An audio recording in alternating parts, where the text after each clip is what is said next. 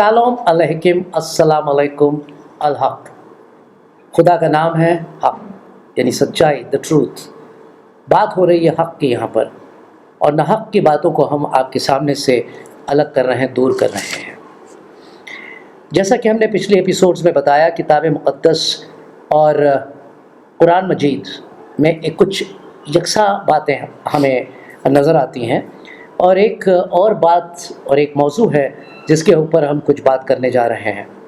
हमने देखा किस तरह से खुदा पाक नाराज़ हो गए थे हज़रत आदम से और उन्हें बेदखल कर दिया था बाग़ अदन से, यानी बहिश्त से, जो लोग उस बहिश्त कहते हैं, लेकिन किताब मुक़द्दस में उसे बाग़ अदन कहा गया है।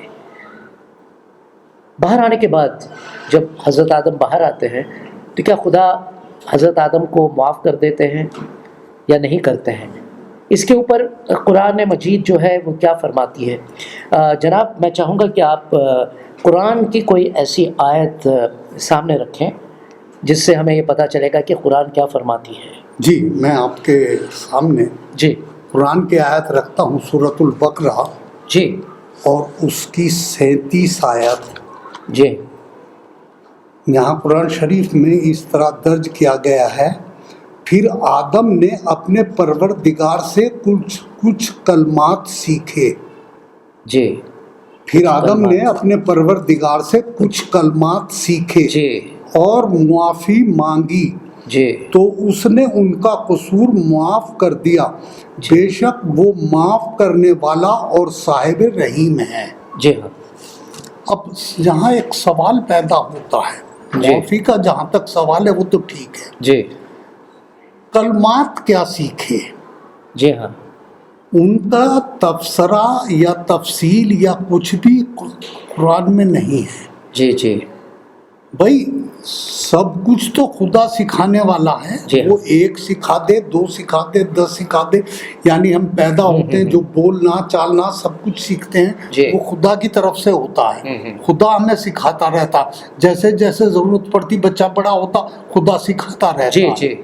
तो आदम को क्या सिखाया? आदम तो जवान था जी, तो क्या कलमा सिखाए होंगे? जी हाँ, मेरे ख्याल से इसका जो जवाब है वो किताब मुक़द्दस में जी है। जब खुदा ने इन लोगों को बेदखल किया तो उस वक्त, जैसा कि पिछले एपिसोड में हमने देखा, बीबी हव्वा से उन्होंने कुछ कहा और साथ में हज़रत आदम से भी कहा, और कहा कि मैं तुम्हारे बीच में और शैतान जो है उसके बीच में एक दुश्मनी डालने वाला हूँ, लेकिन एक बच्चा पैदा होगा, वो भी किससे? एक औरत से बच्चा पैदा होगा, औरत की नस्ल से पैदा होगा। औरत की कोई नस्ल से बच्चा पैदा होता नहीं है, लेकिन खुदा जो है अपने अपने हिकमत और अपने दानाई में इस तरह से फरमाता है। तो शायद यही चीज़ हज़रत आदम सीख कर आए होंगे, उन्हें पता चल गया होगा कि कोई आने वाला है जो शैतान के सिर को कुचलेगा। शैतान के सिर को कचलना यानी शैतान की हुकूमत को हमेशा के लिए ज़ाया कर देना, नेस्त व नाबूद कर देना। तो मैं ज़रा पढ़ना चाहूँगा कि किताब मुक़द्दस में जैसे ये आयत है, इसी तरह से खुदा ने हज़रत आदम के साथ क्या किया, किस तरह से खुदा पेश आता है उनसे आगे चलकर। ये है पैदाइश का 3रा बाब और आयत है 21वीं। और खुदावंद खुदा ने आदम और उसकी बीवी के वास्ते चमड़े के कुर्ते बनाकर उनको पहनाए। जी, इससे पहले हमने देखा कि वो उन्होंने इंजीर के पत्तों से वो बनाए। जी हाँ, जी हाँ, वो लुंगियाँ बनाई थी। लुंगियाँ बनाई थी। यहाँ पर देखिए, यहाँ मेरा थोड़ा सा तजर्बा है। जी, आप पत्ते से कोई चीज़ बनाएं, जी हाँ, कल को पत्ता जो उसमें कुदरती सख्ती है जी वो खत्म हो जाएगी, मुलायम पड़ जाएगा। जी, सूख जाएगा नहीं, पहले मुलायम पड़ेगा वो थोड़ा, फिर उसके बाद सख्त होगा, सूखेगा, और सूखने के बाद वो चूरा हो जाता है, जरा सा भी हिलेगा वो चूर चूर हो जाए, यानी इसका मतलब वो फिर नंगे, वो टेम्परेरी लुंगी थी, एक तो फौरी तौर पे लुंगी बनी, उसके बाद वो फिर नंगे के नंगे। लेकिन खुदा उन्हें नंगे नहीं देखना चाहता था, इसलिए उसने चमड़े के वो बनाए। जी जी, कुर्ते अंगरखे। जी हाँ। तो चमड़े जो है वो हमेशा रहने वाली चीज़ है, बाइबिल किताब मुकद्दस में हम एक इंसान को और देखते हैं जो ऊंट का चमड़ा पहनता था, हजरत यूहन्ना इस्तबागी, हजरत याह्या इस्तबागी।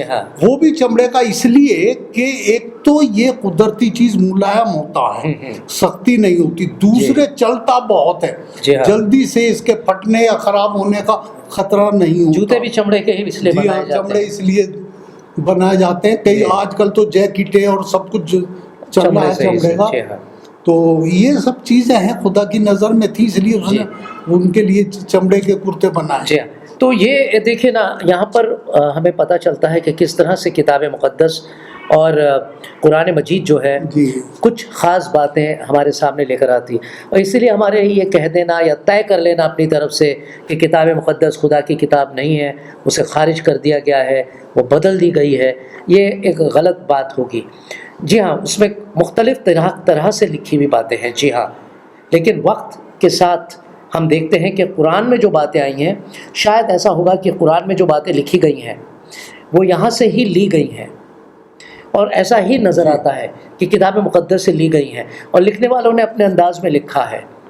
तो इसीलिए किताब मुक़द्दस को यानी होली बाइबल को ये कह देना कि ये बदल दी गई है, गलत है, ये बिल्कुल एक बात जो है वो नाहक की बात है, हमें ऐसी बातें नहीं करनी चाहिए। तो अज़ीज़ों, आगे भी चलकर हम कुछ और ख़ास बातें करने जा रहे हैं। एक मुताला चल रहा है यहाँ पर, ये देख रहे हैं किताब मुक़द्दस क्या फ़रमाती है और कुरान शरीफ क्या फ़रमाता है। तो अब हम इजाज़त लेते हैं हमारे जितने भी नाज़रीन हैं उनसे, और फिर उनसे मुलाकात करेंगे अगले एपिसोड में। तब तक के लिए उनसे इजाज़त चाहते हैं। खुदा हाफ़िज़। खुदा हाफ़िज़।